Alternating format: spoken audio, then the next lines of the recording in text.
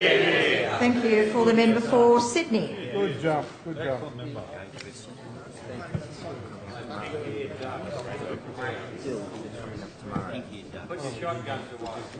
Thank you, Madam Speaker. My question is to the Deputy Premier and Minister for Trade and Investment. Given the changing nature of the global economy, what commitments will the government make to support the digital and innovation sectors, including helping small businesses in those sectors grow? Thank you. For the Deputy Premier. What a very intelligent question from the member for Sydney, unlike the ones we get from those opposite. Order. Madam Speaker. Order. Madam Speaker, Sydney and New South Wales is undeniably Australia's digital and innovation hub.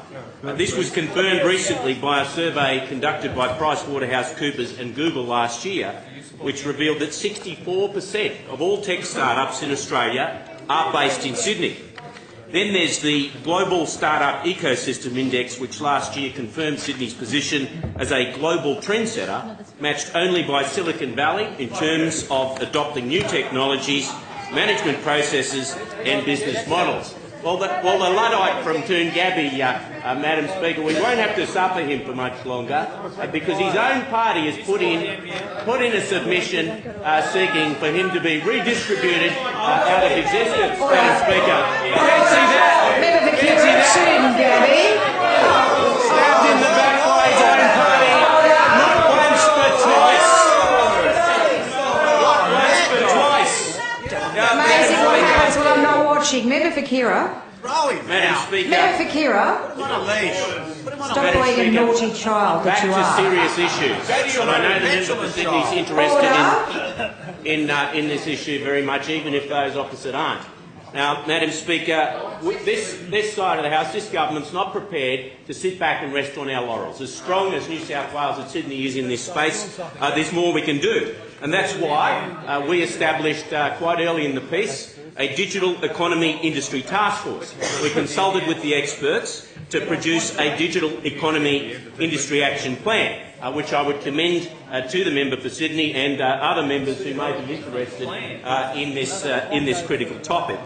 Now, we understand that government's primary responsibility is to provide the right conditions for digital businesses, entrepreneurs, startups, to not only start, grow and compete, but also to connect to the global economy.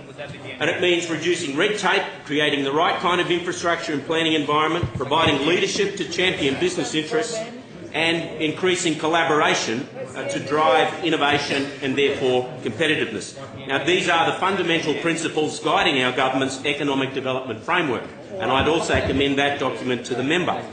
Now, Madam Speaker, only last week, in the same week that Twitter joined Google, Amazon and other leading global technology companies in establishing their Australian headquarters in Sydney, I invited 270 of Australia's leading CEOs and business leaders to gather together to learn more about our city's credentials as a leading digital and innovation hub.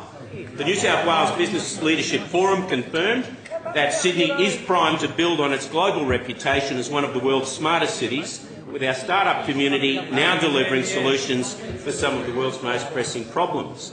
It also highlighted the need to better engage with Sydney's growing army of tech-savvy entrepreneurs to create innovative solutions to improve business competitiveness generally. And this government's multi-million-dollar Innovate New South Wales program provides an ideal vehicle for this type of collaboration. Innovate New South Wales drives strategic collaboration between startups, researchers, major corporations and end users to develop leading-edge products and services in key industry sectors. It provides targeted support for startups to trial their ideas and develop world-class solutions using enabling technologies like mobile, cloud, analytics, sensors, advanced materials and biosciences. We're also fostering collaborative opportunities for Sydney's tech startups through our support for co-working spaces like Fish Burners, which I know the member is familiar with, and also through our international networks, including our new San Francisco trade office that we established very close to Silicon Valley. We also know that talent begets talent, particularly in the tech sector, where entrepreneurs thrive on the creativity of those around them. That's why we've been working with the Committee for Sydney to build a better understanding of the drivers and barriers for global talent to move to Sydney as part of our Global Talent Hub initiative. Of course, we continue to showcase our entrepreneurial and innovative capabilities to the world through our ongoing support for CeBIT, the biggest business technology conference and exhibition in the Asia Pacific. And earlier this year, the Premier announced that we'd secured the event too much for noise Sydney in the chamber. for another 3 years. There certainly I is. know you want to get Brian Eno back. Fields. That's your kind Too of many event. conversations on both sides. But there's much, much more, and I'm happy to inform the member later because they're not interested. And it's really such rudeness. And I would say especially from government benches when one of your ministers, and in this case the Deputy Premier, was answering a question.